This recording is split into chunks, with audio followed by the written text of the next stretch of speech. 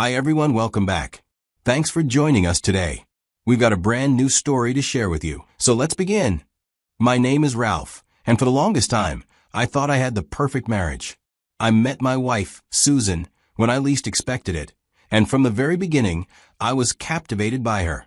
She had a way of making people feel special, and I wasn't immune to that charm. From the start, I knew she wanted a traditional family life.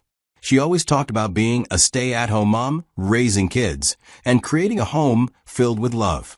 I respected and supported it completely. I wanted that too, a family, a home filled with warmth and laughter. And for the first 2 years of our marriage, that's exactly what we had. Those years were filled with so much happiness. When Susan told me she was pregnant, I was overjoyed. I remember just staring at her, trying to process the words. This was the moment I had been waiting for. I pulled her into my arms, holding her tightly. I had always wanted to be a father, to have a little one running around. And now it was finally happening. "Are you serious?" I asked. She nodded, laughing softly. The weeks that followed felt like a dream. I started making plans. I wanted to make sure we were fully prepared. In my mind, this was the start of a beautiful new chapter. One filled with love, growth, and the kind of happiness you only see in movies.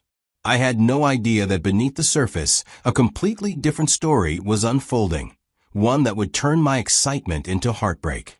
But in that moment, I was just a man thrilled to be a father, completely unaware of the truth that was waiting for me down the road. When Susan entered the final stretch of her pregnancy, things got complicated. The doctor recommended that she stay in the hospital for monitoring. I didn't like the idea of her being alone in a hospital room, so I made sure to visit her every chance I got. Before work, after work, even during my lunch breaks, I was there. I wanted her to feel supported, to know that she wasn't going through this alone. She was tired most of the time, but I could tell she appreciated me being there. One thing that started to seem off was the food situation. Susan would text me, asking for a specific meal. Sometimes it was something simple, like a sandwich from her favorite deli, or a particular brand of juice she liked. I'd drop everything and rush to get it, wanting to make her as comfortable as possible.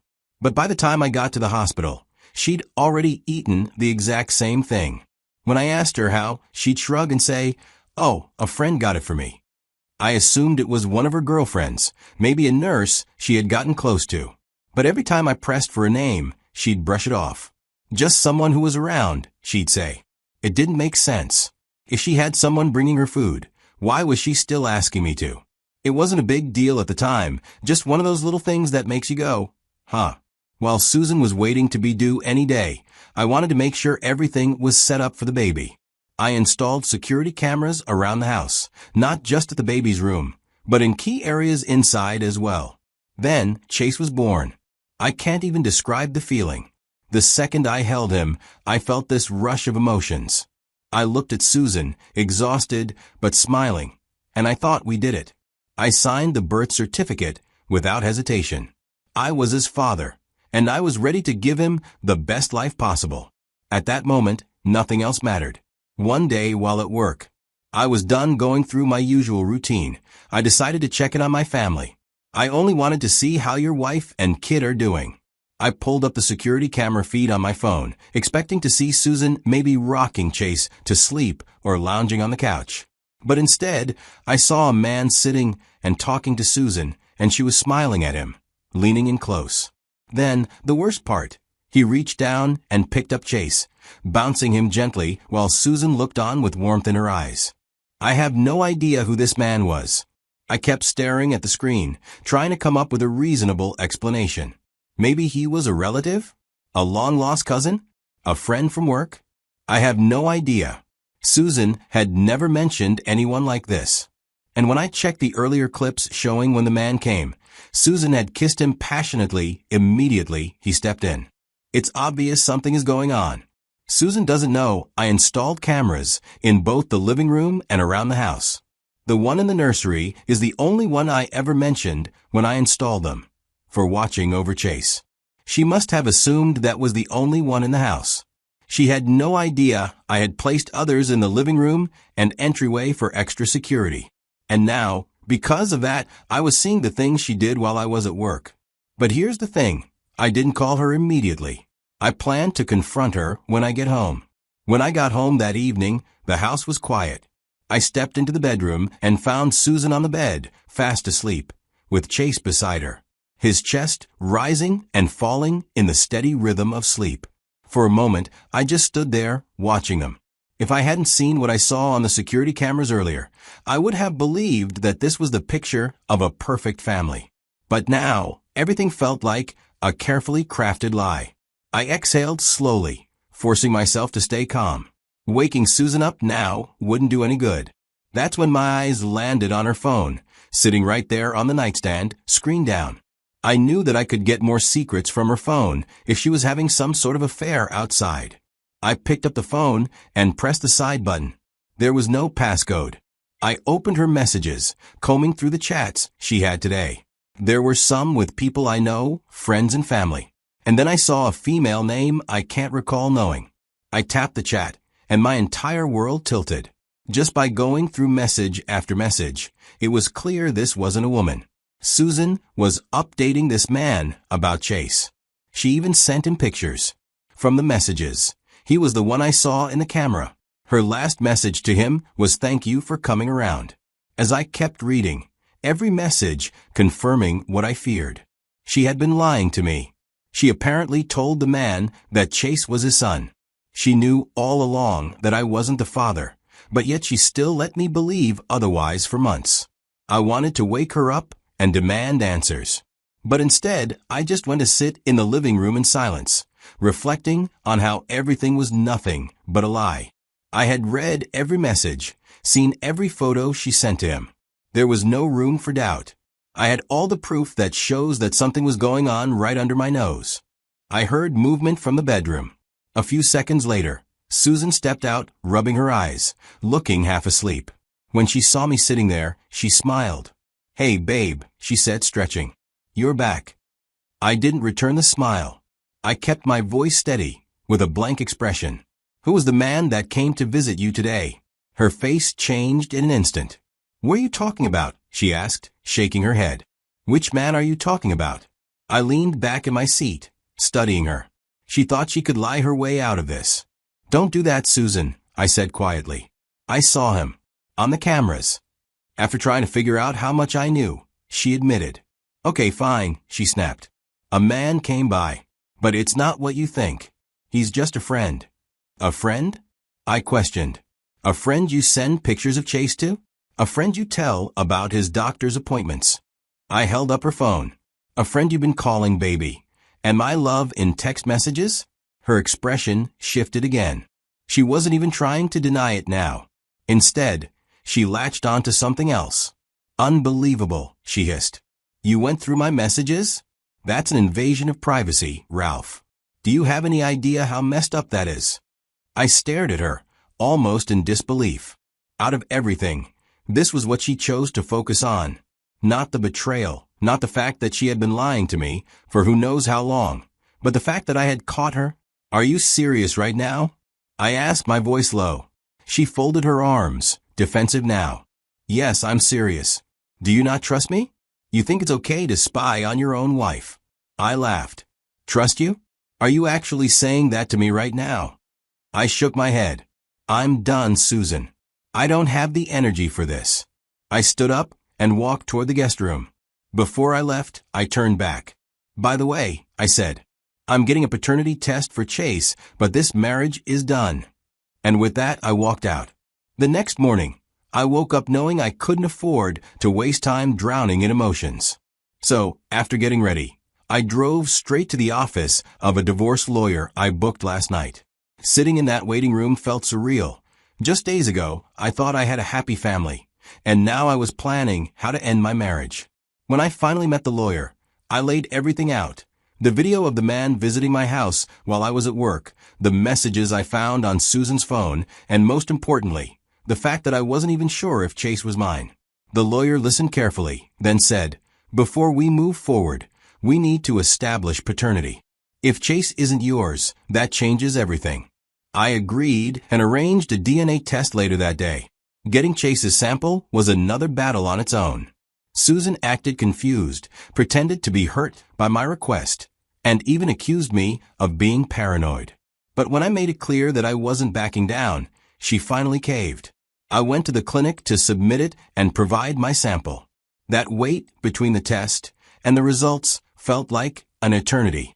When the results finally came in some days later, it was clear that the probability of paternity was 0%. Chase wasn't my son. I just sat there, staring at the paper, unable to process what I was looking at.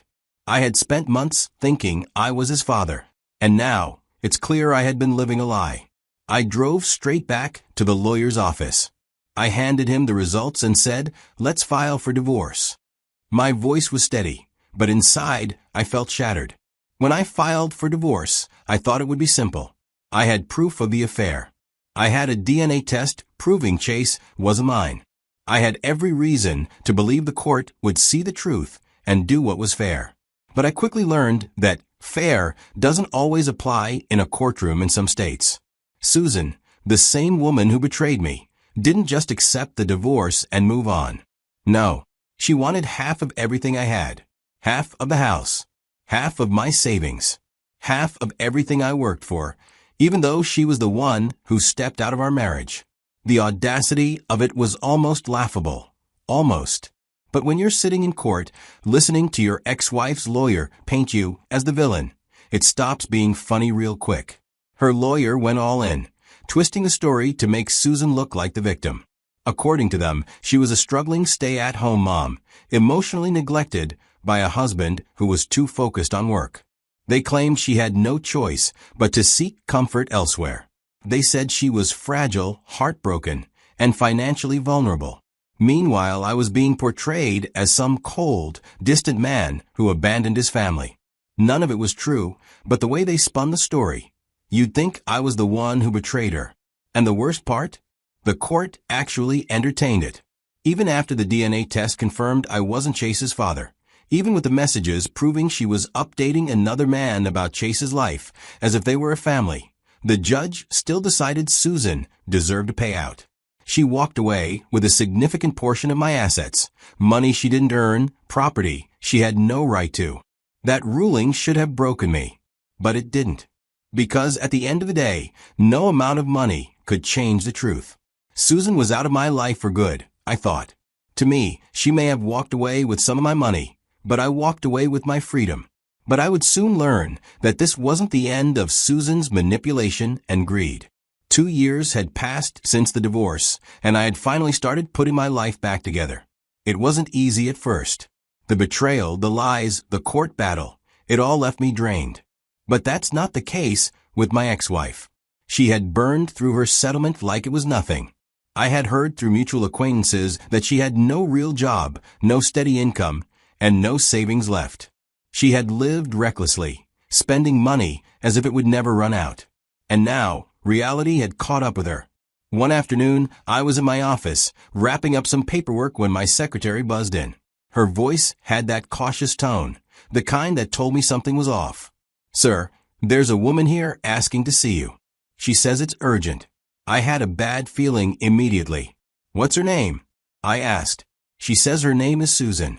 For a second, I just sat there. I hadn't spoken to her in years, and I had no desire to change that. I sighed. "Tell her I'm busy." But Susan wasn't the type to take no for an answer. Moments later, my office door swung open, and there she was. "Ralph, please," she started, stepping closer. "I just need a little help. Just something to get back on my feet." I leaned back in my chair, folded my arms. "Help?" I asked, raising an eyebrow. "You mean money?" She nodded quickly. "Not much. Just a small loan. I'll pay you back, I swear. Things have just been really tough, and—" I cut her off. "Susan, we're not married anymore. Your problems aren't my problems." Her expression hardened. "Come on, Ralph, after everything." I laughed. "After everything? You mean after you lied to me, cheated on me, tried to take half of everything I worked for, and made me fight to get out of paying for a child that wasn't even mine? That everything?" Her face twisted in frustration, but she kept pushing. "I was wrong, okay? I know that now. But you're doing well, and I'm struggling. Please." I stood up, walked to the door, and opened it. Leave. For a moment, I thought she might break down, might plead some more. Instead, her face went cold, and she muttered, "You'll hear from me." Then she stormed out.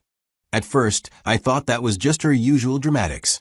But a few weeks later, I got served. Susan had filed a lawsuit against me, claiming that because I had signed Chase's birth certificate, I was still legally responsible for child support. I couldn't believe it.